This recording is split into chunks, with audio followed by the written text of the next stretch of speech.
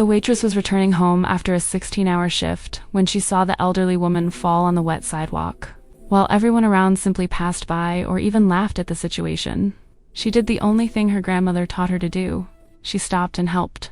What she didn't know, what she couldn't have imagined as she ignored the cruel laughter and snide comments from strangers, mocking her for wasting time on an insignificant old woman, was that this silver-haired, plain-dressed woman was Vittoria Caruso, matriarch of the most feared crime family on the East Coast, and that her act of kindness was about to set in motion a chain of events that would not only change her life, but prove to all who laughed that karma is real and justice strikes when least expected. But before I tell you how a 24-year-old waitress ended up being adopted by a mafia family, how she discovered that kindness is the most valuable currency in a world of violence, and how those who mocked her would pay prices they never imagined, you need to understand who Grace Miller was before that rainy November night that divided her existence into before and after. The smell of rancid grease and stale coffee had become so much a part of Grace over the past 6 years that she barely noticed it anymore. Like an invisible second skin that marked every inch of her body. Every strand of her faded blonde hair, which she always pulled back in a ponytail because she had neither the money for a proper haircut nor the time for elaborate styling. Mike's Diner was exactly the kind of establishment you'd expect to find in a rundown, working-class neighborhood, with its cracked vinyl booths that had once been red, but were now a faded pink stained from years of use, its sticky counter that never came clean no matter how much you scrubbed, and its flickering fluorescent light that gave everyone a cadaverous, sickly look. Grace was 24, but looked 30 most days, with permanent dark circles under her pale blue eyes that used to shine with hope, but now only reflected bone-deep fatigue. She had started working at Mike's at 18, right after graduating high school, planning to work for just a year while saving up for community college to study nursing because she had always wanted to help people, always wanted to make a difference. But then her mother, already a single mother juggling 2 jobs, had a devastating stroke that left her partially paralyzed and unable to work. And suddenly Grace was the sole source of income for herself and her younger brother, Tyler, who was only 12 at the time.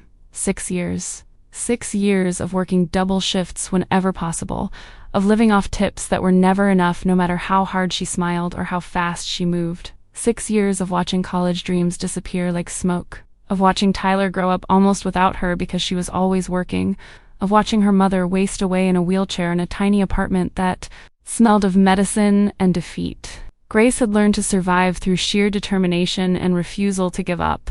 But survival wasn't the same as living, and she knew she was just existing, just going through the motions day after day with no real joy or hope that things would get better. But Grace never lost her fundamental kindness. The gentleness her grandmother, who raised her for years after her father disappeared and before her mother stabilized, had instilled in her from a young age. Grandma Sarah used to say that kindness was the one thing no one could take away from you. That when you help someone without expecting anything in return, you were doing the most important work in the world. Grace had carried that lesson through all the difficult years, through every rude customer and every brutal shift and every bill she couldn't fully pay. She still helped elderly people carry groceries, still shared her own meager lunch with homeless people in the neighborhood, still smiled genuinely at children who came into the restaurant, even when she was too exhausted to stand.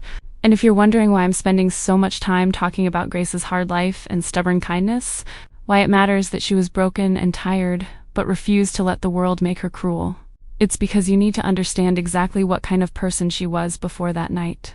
What kind of character she possessed that would make a mafia matriarch recognize something precious when she saw it. Pause here and leave a like if you believe that kindness matters, even when it seems like the world punishes you for being kind. Because Grace is about to discover that sometimes doing the right thing has rewards you could never imagine. It was almost midnight on a Thursday when Grace finally left Mike's, her body aching from standing for 16 hours straight because another waitress had called in and someone had to cover a double shift. It was raining that bone-piercing cold November.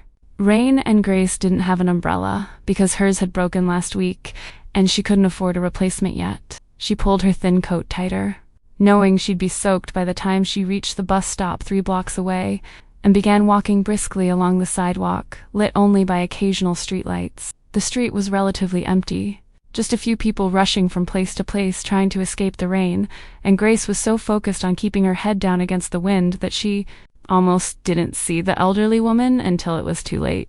The woman was leaving a small grocery store with a heavy bag in her hands, moving slowly and carefully along the wet sidewalk. She looked to be in her early 70s, short and thin, with silver hair tied in an elegant bun and clothes that were simple but well-groomed, a black wool coat and a scarf around her neck.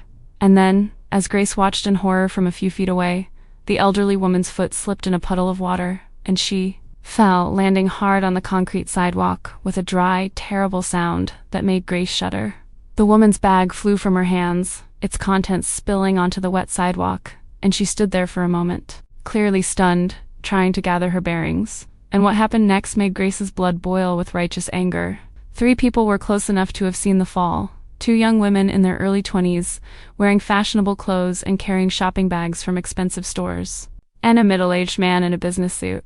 And instead of helping, instead of showing an ounce of human decency, they laughed. They laughed as if the fallen old woman were entertainment. "Look," one of the young women said, loud enough for Grace to hear, her voice filled with cruel contempt. "Idiot old woman can't even walk straight, probably drunk. Someone should put these people in nursing homes instead of letting them roam the streets," the other woman added, pulling out her phone to, presumably, take a photo or video of the situation. "This is going to be hilarious on my feed." The man in the suit just shook his head in obvious disgust. Blocking the sidewalk, he muttered, walking around the fallen woman without offering help. "Some people are inconsiderate." Grace felt anger so intense it made her hands tremble. But anger was quickly replaced by action because the woman was still on the ground, clearly confused and possibly injured, and these horrible people were making fun of her. Instead of helping her, Grace ran the last few feet to the woman, dropping to her knees on the wet sidewalk beside her, heedless of how cold water soaked her already soiled uniform pants. "Ma'am," she said gently, touching the woman's shoulder, "are you okay? Let me help you up." "Take your time, don't rush." The elderly woman looked up, and Grace was struck by the clarity and intelligence in her dark eyes, the dignity she radiated even as she lay on the sidewalk like some homeless woman. "Thank you, dear," she said, her voice carrying a slight accent Grace couldn't place. "European, perhaps? All the rounded vowels and precise consonants? These sidewalks are treacherous when wet." Grace carefully helped the woman to a sitting position, quickly checking for obvious injuries. "Did you hurt anything? Your head? Your arms or legs? We might need to call an ambulance if—" No, the lady interrupted her, gently but firmly. "I'm fine, just a little shaken. My pride is more hurt than my body." "Seriously?" one of the young women asked, still laughing. "Are you really going to help this old woman? She probably doesn't even have the money to reward you. You're wasting your time." Grace turned and glared at the woman so furiously that she actually backed away. "She's a fallen human being who needs help," Grace said, her voice trembling with controlled rage. "And unlike you, who were apparently raised by wolves without any sense of decency, I was taught that you help people who need help, not because you expect a reward, but because it's the right thing to do. Now either stop entertaining her and help, or get out of the way." The 2 women exchanged glances, then one of them rolled her eyes. "Whatever," she said. "Come on, it's not worth our time to stay here with this pathetic waitress and her new, old best friend." They walked away, still laughing, and the man in the suit had already disappeared, leaving Grace alone with the lady in the cold rain. Grace forced herself to ignore the anger burning in her chest, focusing instead on carefully helping the lady to her feet, supporting her weight when she swayed slightly. "Slow down," Grace muttered. "Take your time. You're doing great." Once the lady was standing and looking stable, Grace began gathering up items that had fallen from the bags, lightly crushed tomatoes, partially wet bread, and apples that had rolled into the gutter. She grabbed everything she could salvage, carefully placing it back in the bag, ignoring how cold water was soaking through her clothes, how she was shivering from cold and exhaustion. "You don't have to do this, lady," she said softly, watching Grace work. "You've already done more than enough helping me up." "I want to do this," Grace said simply, returning the last apple to the bag. "My grandmother used to say that if you start helping someone, you finish the job. Don't do it halfway. Comment now and tell me if you would have helped like Grace did, or if you would have moved on like those other people, because what happens next will show exactly why kindness matters more than anyone realizes." And if you haven't subscribed to Karma Stories yet, hit that button now, because this story is just beginning, and you definitely won't want to miss the revenge that's coming. Grace picked up her bag and kindly offered the lady her arm. "Where do you live?" she asked. "It's too cold and wet for you to be walking around alone after your fall. Let me walk you home, or I can call a cab if it's far." The lady studied Grace for a long moment, and there was something in her gaze that made Grace feel as if she were being evaluated, measured against some invisible standard. "I live only 2 blocks away," she finally said. "But you're soaked and shivering, dear. You need to get home too." "I'd be happy to." "No," Grace interrupted her gently. "You fell. You're shaken, and it's dark and cold. Please let me make sure you get home safely. I'd never forgive myself if anything else happened to you." The lady smiled, and it was warm and genuine, so much so that it completely transformed her face. "You're rare," she said softly. "What's your name, child?" "Grace. Grace Miller." And the elderly woman waved as if her name meant something. "Vittoria," she said. "Vittoria Caruso. And I'm more grateful than you know, Grace Miller, for your kindness on a night when I needed you but didn't expect to find you." So they walked together for 2 blocks, Grace holding Vittoria's arm and carrying her bag, chatting about little things, the weather and the neighborhood and how sidewalks needed better maintenance. And when they finally reached Vittoria's destination, Grace was surprised to find it a pretty, if not ostentatious, 3-story brick row house, well kept with flowers and window boxes even in November. "Do you live alone?" Grace asked, concern obvious in her voice. "Because if you do, maybe you should have someone checking on you after a fall, making sure you don't develop concussion symptoms or—" "I don't live alone," Vittoria interrupted, and there was something amused in her voice now. "My kids are very protective, very insistent that I always have company or security. But today she hesitated. "Today I just wanted to go out alone for a while. Do some simple shopping without all the fuss my family makes." Clearly, that was a mistake. Grace handed the bag to Vittoria, making sure she was balanced before letting go. "Well, you're home safely now, but please have someone check on you for the next few hours, just to make sure you're really okay." Vittoria grabbed Grace's hand before she could pull away, squeezing gently. "Thank you," she said, and there was weight in her voice, a meaning that went beyond simple gratitude. "Thank you for seeing me as a person instead of an inconvenience, for showing kindness when others showed cruelty. You have a good heart, Grace Miller. And in my world, that is the rarest and most precious thing." Grace smiled, uncomfortable with the compliment because she didn't think she'd done anything special, just what any decent person would do. "It was just—" she began, but Vittoria shook her head. "Don't diminish what you did. Not today. Not for me. Now go home before you get any wetter. And Grace," she hesitated, "I have a feeling we'll see each other again very soon." Grace nodded, wished Vittoria good night, and began the long walk to the bus stop, completely soaked now and shivering violently from the cold, but feeling a strange warmth in her chest. That feeling that comes from making a difference, however small, in someone's life. She had no idea, absolutely no idea, that those 20 minutes she spent helping Vittoria Caruso were about to change her entire life in ways she could never have imagined. Because Vittoria Caruso wasn't just an elderly woman living alone in a beautiful house. She was the widow of Salvatore Caruso, the legendary mafia boss who had ruled the East Coast for 30 years before his death 5 years ago. And she was the mother of Lorenzo Caruso, the man who now held the reins of the most powerful criminal empire within 300 miles. And when Vittoria walked into her house that night, as her 2 children and 3 bodyguards, who had been frantically searching for her when she simply disappeared to go shopping, flooded the entrance with relief and concern, the first thing she said was, "I need to know everything about this young woman named Grace Miller. Everything. And we need to find those horrible people who laughed when I fell. Because no one, absolutely no one, shows disrespect to the Caruso family matriarch and gets away with it." Grace knew none of this, of course. She arrived home to a small apartment where her mother was already asleep and Tyler was doing homework late, took the hottest, longest showers she could afford, and fell into bed exhausted, thinking it had been just another difficult night in a life full of them.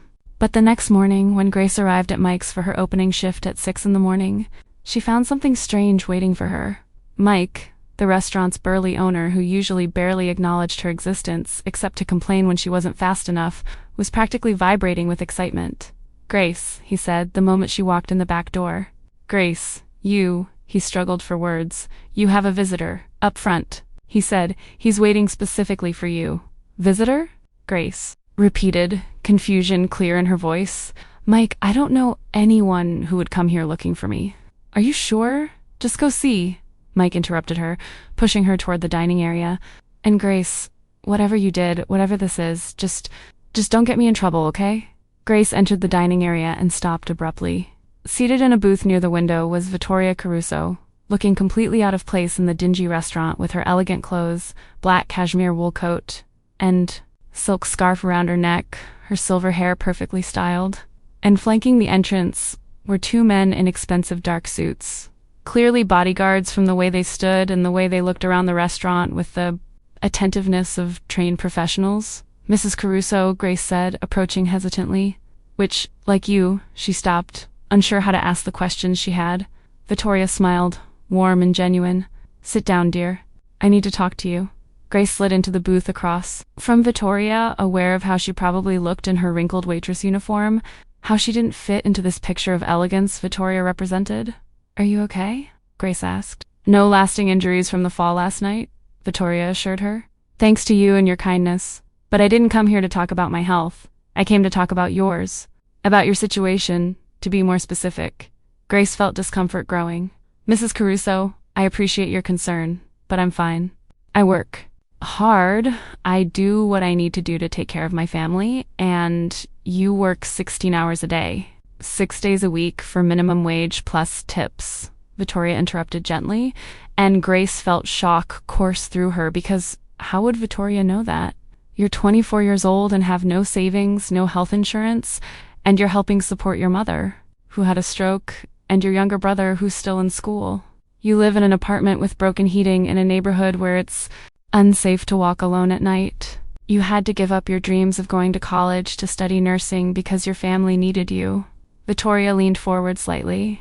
Am I right about all of this, Grace? Grace felt tears burn her eyes, partly from embarrassment at having her poverty exposed so brutally, partly from confusion about how Vittoria obtained all this information. Like you, she began, but her voice trailed off. Of resources, Vittoria said simply. And when someone shows kindness to me, the matriarch of the Caruso family, I make a point of knowing who they are, what they need, how I can repay them. The Caruso family, Grace repeated softly. And then a connection formed. Those newspaper stories she'd read over the years about organized crime in the city, about a powerful family that controlled everything from the ports to the streets. Oh God, you are part of... I'm Lorenzo Caruso's mother, Vittoria confirmed, without shame or apology in her voice. My late husband built an empire through hard work and difficult decisions, and my children now maintain that empire. Yes, Grace, I'm part of what you probably consider a criminal family. But I'm also a mother and a grandmother and a woman who believes in honoring debts, especially debts of kindness. Grace didn't know what to say to that, how to process the fact that she had helped a mafia matriarch, that she was now sitting in a dingy restaurant talking to a woman who probably had more power and money than Grace would ever see in her entire life. Share this video if you're seeing how a simple act of kindness can open doors you never imagined. Because what Vittoria is about to offer will change everything for Grace. I didn't come here to scare or coerce you, Vittoria continued, her voice gentle but firm. I came to make an offer. A position at one of the legitimate businesses my family owns, a community health clinic we run in the neighborhood. You said you wanted to study nursing. I can make that happen. We'll pay for your education completely, all tuition, books, and expenses, and while you study. You'll work at the clinic as a medical assistant, learning the trade and earning a decent salary. $40,000 a year to start, with benefits that include health insurance for you and your family. Grace felt like she couldn't breathe, like the world had been pulled from under her feet. $40,000 was almost 3 times what she earned now, and a paid education meant she could finally pursue the dream she'd buried for so many years. But there was a price. There had to be. No one offered this kind of opportunity without expecting something in return, especially not from a mafia family. What do you want from me? Grace asked softly. Because this is too much. It's too generous, and I don't understand why you would do this out of sheer loneliness. You helped me when no one else would, Vittoria interrupted her. You showed selfless kindness, a rare thing in any world, but especially in mine, where everything is a transaction, where loyalty is bought and sold. You've reminded me that there is still kindness in the world, that there are still people who do the right things simply because it's right. That has value to me, Grace. Value I want to honor. But, Grace hesitated, I'd be working for your family, for a criminal organization. I'd be working at a legitimate health clinic that provides free or low-cost medical care to people in this neighborhood who can't afford it, Vittoria corrected firmly. Yes, my family funds it, but the clinic is completely legal, completely ethical. You wouldn't be doing anything illegal or immoral, just helping people who need medical help. Exactly the kind of work you've always wanted to do. Grace wanted to say no. She wanted to maintain her independence and avoid any association with the criminal world, no matter how tempting the offer. But she thought about her mother, who needed better medical care that she couldn't afford, about Tyler, who deserved a real chance at life instead of being trapped in the same cycle of poverty, about herself and the dreams she'd buried so deeply she sometimes forgot she ever had them. Can I think about it? She finally asked, her voice small. It's not a decision I can make lightly. Of course, Vittoria said, sliding her card across the table. My personal number is on it. Call me when you've decided. But Grace, she took Grace's hand. Briefly, don't take too long. Opportunities like this don't come around often, and I have a feeling you're destined for greater things than bussing tables forever. Vittoria stood gracefully, her bodyguards instantly moving to flank her. And one more thing, she added, almost as an afterthought. Those people who laughed when I fell, who took pictures and jeered instead of helping, they'll be reminded that actions have consequences. Not physically, she added quickly upon seeing Grace's expression, but there will be justice. Karma, if you will. And then she was gone, exiting Mike's diner like a queen leaving a palace, leaving Grace alone with a card in her hand and her mind racing so fast she could barely process it. Grace spent the next 2 days in a kind of trance, mechanically doing her work, while her mind whirled through possibilities and risks. She researched the clinic Vittoria mentioned, discovered it was indeed legitimate, highly rated, providing excellent care for the underserved. She researched the Caruso family, reading about their legitimate business mixed with rumors of illegal activity, about their power and influence in the city. And she talked to Tyler, who at 18 had wisdom beyond his years of growing up too fast. And he said something that stuck with her. Gracie, you've been taking care of us your whole life. Maybe it's time to let someone else take care of you for a change. Then Grace called the number on the card, and it was answered. Immediately, as if Vittoria had been waiting. I accept, Grace said, and she could hear the tremor in her own voice. I accept your offer, Mrs. Caruso, and thank you. Thank you for seeing something in me worth investing in. Sign up for Karma Stories now if you want to see how. Grace's life completely transforms, because what comes next is not just about opportunity, but about revenge served cold to those who laughed. Starting at the clinic was like entering a completely different world. Grace was introduced to Dr. Sarah Chun, the medical director who was brilliant and demanding but fair, and a team of nurses and physician assistants who welcomed her warmly when they learned she was starting a nursing education program sponsored by the Caruso family. The work was challenging but rewarding, exactly the kind of meaningful work Grace had always dreamed of doing, and for the first time in years she woke up with something resembling hope instead of just dreading another difficult day. And salary changed everything. For the first time, Grace could pay all the bills without having to choose between electricity and food, could take her mother to better doctors, could buy Tyler decent clothes and school supplies without feeling every penny weigh on her conscience. She moved into a better apartment, still modest but clean and safe, with heating that actually worked and windows that locked properly. And she started nursing classes at community college, discovering that she loved learning, that she was good at it, that she had a natural talent for caring for patients. But it wasn't just practical changes that transformed Grace's life. It was the way the Caruso family, against all odds, began to treat her like one of their own. Vittoria invited her to regular Sunday dinners, large, boisterous family events, where Grace found herself surrounded by warmth, laughter, and acceptance she'd never experienced in her own fractured family. Vittoria had clearly adopted Grace as an honorary granddaughter, constantly checking to see if she was eating enough, getting enough sleep, and not working too hard. And then there was Lorenzo, Vittoria's eldest son and the current head of the Caruso family. Grace met him at her third Sunday dinner, and he was exactly what you'd expect from a mafia boss. Tall and broad-shouldered, with dark hair and eyes that could shift from gentle to deadly in a heartbeat. He wielded his power as easily as he wore expensive suits, and when he entered a room, everyone automatically paid attention, even if he didn't say a word. But when Vittoria introduced Grace, when she explained how Grace had helped her when no one else had, Lorenzo looked at Grace with something that might have been respect. "My mother can't stop talking about you," he said, his voice deep and carrying the same light accent Vittoria had. "About your kindness, your courage in standing up for her when others laughed. That means something in my family, Grace. Loyalty, honor, caring for our own. So you've displayed these qualities even before you knew who my mother was, and that makes you rare. Grace didn't know how to respond to that, so she just nodded shyly. Lorenzo studied her for a moment longer, then smiled, and it was surprisingly warm. Welcome to the family, he said simply. And if you ever need anything, anything at all, you come straight to me or my mother. You're one of us now. It was those words, that acceptance, that made Grace finally believe that. Maybe, just maybe, everything really had changed for the better. But then, 3 weeks after Grace started at the clinic, the karma Vittoria had promised finally came for those who laughed. Grace was working at the clinic when she saw, through the reception window, one of the young women who had mocked Vittoria being escorted inside by 2 men in suits. The woman looked terrified, her face pale and eyes wide, and she clearly wasn't here voluntarily. Grace felt her stomach churn, part of her, wondering what the Caruso family had done.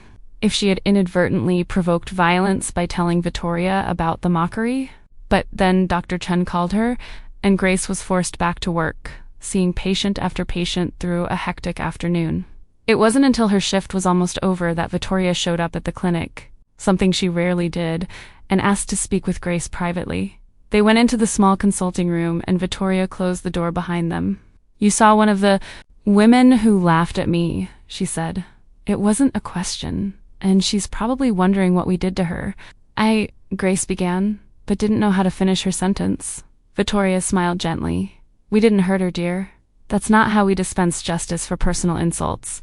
But we did our research on her, on all 3 people who mocked her, and we discovered some interesting things. That young woman works as an executive assistant at a large law firm. Or did, I should say. Because when her boss discovered she'd been photographed taking a picture of a fallen elderly woman and posting it online with a mocking caption, he decided she didn't represent the firm's values. She was fired this morning. Grace felt a mixture of satisfaction and discomfort. You got her fired? We simply made sure her boss saw evidence of her true character, Vittoria corrected. The decision to fire her was entirely his. Just like the other woman's husband's decision to file for divorce when he saw the kind of person he'd married and a man in a suit. We discovered he's an accountant who was embezzling from his clients. Anonymous information was provided to the appropriate authorities. It's now being investigated. That's it. Grace searched for the right word. It's revenge. It's justice, Vittoria corrected firmly. These people showed their true colors when they saw someone vulnerable. They chose cruelty over kindness, mockery over compassion. And in my world, Grace, character matters. Actions have consequences. I just made sure those consequences found the right people. But why bring her here? Grace asked, gesturing toward the reception area where the woman was standing. To the clinic? Vittoria smiled, and there was something sharp in it. Because part of her sentence, if you can call it that, is to volunteer here at the clinic for the next 6 months. Community service not mandated by the court, but strongly suggested by people she doesn't want to disappoint. She will learn what it means to serve those less fortunate, learn humility, learn that the elderly deserve respect rather than ridicule. And you, Vittoria gently touched Grace's cheek. You will be her supervisor. You will teach her how to treat people with kindness, how to do work that matters. It will be a lesson she will never forget. Grace didn't know whether to feel pleased or uncomfortable with this justice, but one thing she knew for sure. Vittoria Caruso was not someone who tolerated disrespect, and those who underestimated her because of her age did so at their own peril. Leave a like if you think these people deserved exactly what they got, if you believe karma is real, and justice comes to those who choose cruelty over compassion. The next few months were transformative. Grace excelled in her studies, absorbing medical knowledge with the hunger of someone who had waited a long time for this opportunity. And her work at the clinic was constantly praised by Dr. Chen and other staff. And supervising the woman who had mocked Vittoria, whose name was Madison, proved to be an unexpectedly educational experience for both of them. Madison started out resentful and defensive, clearly feeling she was being unfairly punished for what she saw as a minor moment of poor judgment. But Grace, with the patience that came naturally to her, slowly began to break down those defenses, showing Madison real stories of patients who came to the clinic, elderly women like Vittoria struggling to survive on minimal social security, families having to choose between medicine and food, children who lacked access to basic medical care. And gradually, very gradually, something shifted in Madison. She began to truly see patients as people rather than inconveniences. Began to understand that the casual mockery she posted online wasn't just about Victoria, but reflected a broader attitude of contempt for those she considered lesser than herself. And one day, 3 months into her volunteer service, Madison came to Grace after her shift with tears in her eyes. "I was horrible," she said, her voice breaking. "Not just to that lady that night, but to so many people throughout my life. I judged people by their appearance, by their status, by how much money they had. And I never, ever stopped to think about them as real human beings with lives and struggles and dignity. Grace, I'm so sorry. I'm sorry for who I was, and I'm truly trying to be better." Grace hugged Madison because if there was one thing she believed in, it was second chances, the possibility of redemption. "Everyone deserves a chance to grow and change," she said gently. "And the fact that you can see and admit where you were wrong is the first step. Now keep doing the work, keep learning, and prove through your actions that change is real." Madison nodded, wiping away tears. And in that unlikely way, the two women became something like friends, connected through a shared lesson about the importance of compassion and the dangers of cruel judgment. And as Grace flourished professionally and began to build genuine relationships within the extended Caruso family, something else was changing too, something she hadn't anticipated. Lorenzo Caruso, her feared and respected boss, began paying attention to her in ways that went beyond mere gratitude for her help with his mother. He started subtly, showing up at the clinic to check on funding, but always finding a way to chat with Grace for a few minutes, asking about her studies, her family, her dreams for the future. Then came invitations to more private dinners, just Lorenzo, Victoria, and Grace, where conversations shifted from family matters to more personal exchanges. And then gifts began to arrive, nothing vulgar or inappropriate, but books on nursing he thought she would appreciate. Gift certificates to a nice restaurant so she could take her mother and brother small, thoughtful things that showed he was paying attention and that she cared. Grace tried to ignore it, tried to tell herself Lorenzo was just being nice to someone her mother had adopted. But there was the way he looked at her, the way his eyes followed her as she moved around the room during family dinners, the way he found excuses to touch her arm or hand briefly in conversation that suggested his feelings were something more than brotherly. And Grace, to her own shock and slight horror, found herself returning that attention, noticing how handsome Lorenzo was when he smiled, how attentive he was to her mother, despite his obvious, dangerous business dealings, how there were layers to him most people never saw. But the idea of any kind of romantic relationship with a mafia boss was absurd, impossible, completely out of the question. So Grace pushed those feelings down and focused on work and studies and rebuilding her life. Share this video if you're watching romantic tension build, because what happens next will force Grace and Lorenzo to confront feelings they're both trying to deny. It was 6 months after Grace started at the clinic that everything changed. She was leaving work late one night, finishing paperwork after a particularly busy shift, when she saw an unfamiliar car parked on the street, engine running. Something about the way it was positioned, the way the tinted windows hid its occupants, made Grace's instincts scream danger. She returned to the clinic, locked the door, and called the only number she knew could. "Help, Lorenzo," he answered on the first ring. Grace, his voice was immediately alert. "What's wrong?" "There's a strange car outside the clinic," Grace said, trying to keep her voice steady. "It's probably nothing, but it's just giving me a bad feeling." "Stay inside," Lorenzo said immediately, and she could hear the sound of movement, orders being given in the background. "Lock all the doors. I'm 5 minutes away. Don't come out, no matter what, until I get here." The car waited only 2 more minutes before speeding off, but those 2 minutes felt like an eternity to Grace.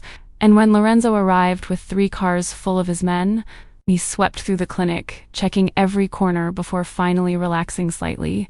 The protective intensity on his face told Grace everything she needed to know about his feelings. "Are you okay?" he asked, his hands gently shaping her face, his thumb stroking her cheek in a way that made her heart race. "Are you hurt? Scared?"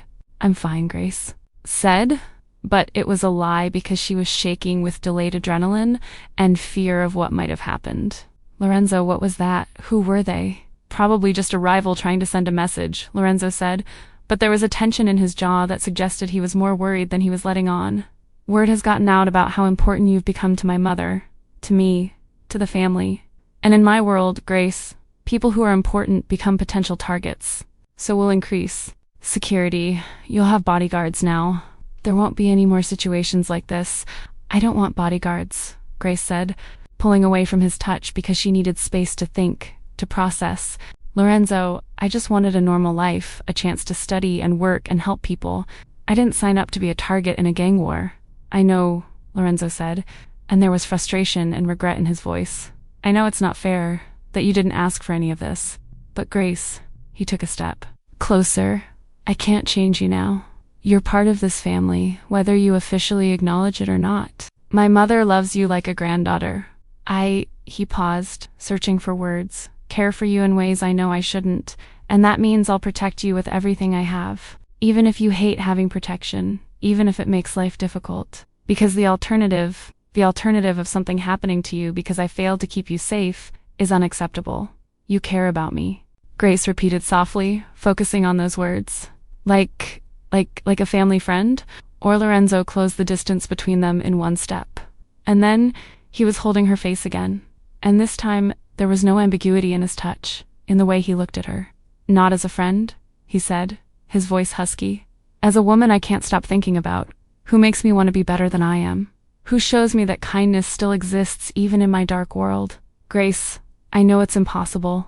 I know I'm the last person you should want, but I can't pretend I don't feel this anymore. Tell me you feel something too. Tell me I'm not crazy.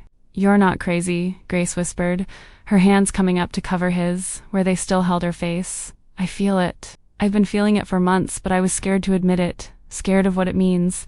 Lorenzo, you're a mob boss. I'm a waitress turning nurse. We're completely different worlds. You were a waitress, Lorenzo corrected gently. Now you're a brilliant nursing student who's going to make an incredible difference in the world. And yes, I run businesses that sometimes cross legal lines, but I also run legitimate businesses that help people, like the clinic where you work, like the housing programs we fund, like the scholarships we provide to kids in this neighborhood. I'm not just one thing, Grace, just like you're not. We can be complicated, both of us. And then he was kissing her finally, inevitably, and it was as gentle as it was urgent, as sweet as it was desperate, months of tension and unrecognized attraction finally finding expression. Grace melted into the kiss, melted in his arms, allowing herself for just this moment to forget all the reasons this was a bad idea, and simply feel, simply be loved in a way she had never been loved before. When they broke apart, both breathing heavily, Lorenzo pressed his forehead against hers. Tell me you'll give me a chance, he murmured. Tell me you'll let me court you properly, treat you as you deserve, show you that I'm a man with you, not a man in business. Please, Grace, just a chance. Subscribe to Karma Stories now if you want to see where this impossible romance goes. Because Grace and Lorenzo are about to navigate challenges that will test everything they believe about love, loyalty, and sacrifice. Grace gave Lorenzo her chance, and the next few months were like living in a fairy tale mixed with harsh reality. Lorenzo courted her with the unique intensity of a man who rarely wanted anything, but when he did, pursued it with every resource at his disposal.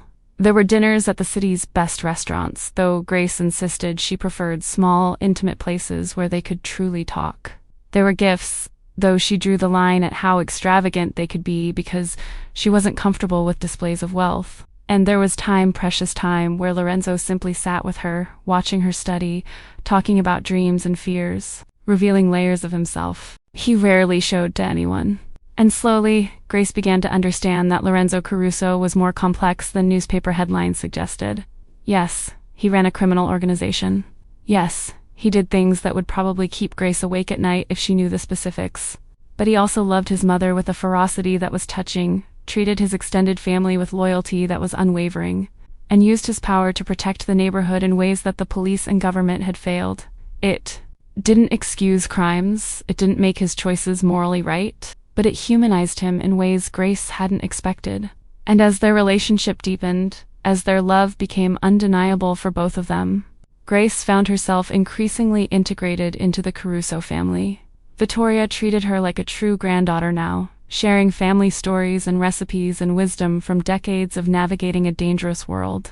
Lorenzo included her in family dinners and events, letting everyone know that she was not only important, but untouchable. And Tyler and his mother, when they finally met Lorenzo, were initially terrified.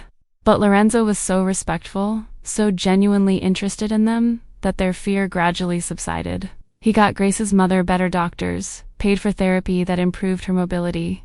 He got Tyler, who was brilliant but struggling in an overcrowded public school, a scholarship to a private school where he could truly thrive. And when Grace tried to protest, tried to say it was too much, Lorenzo simply said, "Family takes care of family, and you're mine now, which means they are too." It was a year after Grace started at the clinic, 9 months after she and Lorenzo admitted feelings for each other, that the real test came. A rival family made a serious move against Caruso territory, a move that resulted in violence and retaliation and escalation that threatened to destabilize the fragile balance of power in the town. And Grace, who had managed to remain on the sidelines of Lorenzo's darker dealings, suddenly found herself pulled directly into the center when rival men decided the best way to weaken. Lorenzo was to target his obvious weak spot, Grace. She was grabbed leaving the college library late one night, dragged into a van before the bodyguards who were supposed to be with her but were temporarily distracted could react. And for the next 12 hours, while Lorenzo mobilized every resource he had, Grace was trapped in a warehouse being used as leverage. The kidnappers didn't harm her, not physically, but the threats were clear. Lorenzo had 24 hours to yield disputed territory, or Grace would pay the price. But Grace was no longer a frightened waitress who knew nothing about Lorenzo's world. A year in the Caruso family's orbit had taught her things, not about violence or crime, but about loyalty, about reading people, about finding advantages in impossible situations. So she spoke to the kidnappers, not pleading or crying, but talking, asking about their families, about why they chose this life, planting seeds of doubt about their leaders. And when one of the kidnappers casually mentioned that his daughter was sick, that he couldn't afford the medical treatment she needed, Grace saw her chance. "I work at a clinic," she said calmly. "A clinic that provides free care. I can help your daughter, make sure she gets the treatment she needs. But not if I'm dead. Not if I'm used as a bargaining chip that leads to more violence. Let me go. Let me help your daughter, and I promise Lorenzo will be reasonable about territory. There will be no war that puts you and everyone you know in danger." The man hesitated, conflict evident on his face. "How do I know you can trust me?" he finally asked. "Because unlike her boss," Grace said firmly, "I keep promises. And because deep down, you know that using an innocent woman as a tool isn't who you want to be. You want to be a father who saves his daughter, not a monster, who hurts others to gain power." It was a risky gamble, but it worked. The man spoke to his partners, there was a heated discussion, and they eventually decided to release her, not out of fear of Lorenzo, but because Grace offered a solution that solved their immediate problem without further bloodshed. When Lorenzo finally arrived at the location where they had said Grace would be, awaiting battle, he found her sitting calmly outside with 3 men who now regarded her with something like respect. "No harm has been done," she told Lorenzo, who looked ready to commit murder. "And before you do something you can't undo, I need you to listen to the proposal I made." The next few hours were intense. Lorenzo negotiating tensely with representatives of a rival family, Grace acting as an unlikely mediator, using connections she had built through clinical practice and knowledge of community needs to create an agreement everyone could live with. Territory was shared rather than fought. Resources were directed to community programs that benefited everyone, and violence that seemed inevitable was averted through diplomacy rather than force. And when the dust settled, when the agreements were signed and the men dispersed, Lorenzo pulled Grace into his arms so tightly she could barely breathe. "You could have died," he said against her hair, his voice breaking. "You could have been hurt or killed, and it would have been my fault for putting you in danger, for being so selfish as to think I could have you in my life without exposing you to my enemies. But I didn't die," Grace said firmly, pulling back to look into his eyes. "I used everything I learned from you and your family, about loyalty and finding solutions that benefit everyone, and I solved problems without violence. Lorenzo, I'm not a helpless victim who needs to be hidden. I'm your partner, your equal, and I can handle the complications that come with loving you." Lorenzo looked at her with such obvious admiration and love it took her breath away. "Marry me," he said suddenly, not a planned question but a spontaneous declaration of everything he felt. "Grace Miller, you are the bravest woman I know. You made me want to be better, to use my power to build instead of destroy. And I can't imagine spending the rest of my life without you by my side. Marry me, be my wife, my partner in everything. Let me spend each day proving I deserved your kindness that night when you helped my mother." Leave a like if you're moved by this proposal. If you believe true love can blossom in the most impossible circumstances, Grace, tears streaming down her face but a smile lighting her features, said yes, because how could she not? This impossible man had become everything to her, and she had become everything to him. And together they had proven that kindness could exist even in dark worlds, that love could transform people in ways no one expected. They were married 3 months later in a beautiful but relatively simple ceremony in Victoria's garden, surrounded by family and a few close friends. Victoria cried throughout her vows, happy to see her son find a woman who understood and challenged him in equal measure. And when Lorenzo placed the ring on Grace's finger, when he promised to love, honor, and protect her for the rest of their lives, when he kissed her as if she were air and he were drowning, Grace knew she had made the right choice that rainy night when she decided to help the fallen elderly woman. Because that simple act of kindness had set in motion a chain of events that completely transformed her life, proving that sometimes helping someone without expecting anything in return brings rewards you could never imagine. And what about those people who laughed? Madison completed her volunteer service but continued working at the clinic, not because she was forced to, but because she had found real purpose in helping others. She and Grace remained friends, an unlikely connection built on a shared lesson in the power of compassion. Another woman divorced and underwent serious therapy, eventually becoming an elder rights attorney, channeling guilt into positive action. And an accountant? He went to prison for fraud, but when he got out, Lorenzo offered her a job at one of his legitimate businesses, a chance to start over, because, after all, the Caruso family believed in second chances for those who truly changed. Years passed. Grace completed the nursing program with honors and became a nurse leader at the clinic, which has now expanded to 3 locations serving the entire region. Victoria lived to see not only her grandson find happiness, but also great-grandchildren, twins Grace and Lorenzo named Sarah and Michael, after Grace's grandmother and Lorenzo's father. And Grace never forgot where she came from, never forgot the days when she was just an invisible waitress going through the motions. She used her position and resources to create scholarship programs for other young women trapped in poverty, to fund community health initiatives, to ensure the kindness Victoria showed her was passed on hundreds of times. And every Thanksgiving night, during huge family dinners, Lorenzo would raise a glass and make that same toast to Grace. Lou taught me that kindness is more powerful than fear, that compassion can change worlds, that sometimes the most unlikely people create stronger families. To my wife, my love, my light in the darkness, share this video if you believe in the transformative power of kindness. If you believe that helping someone in need can change not only their life, but yours too in ways you never imagined.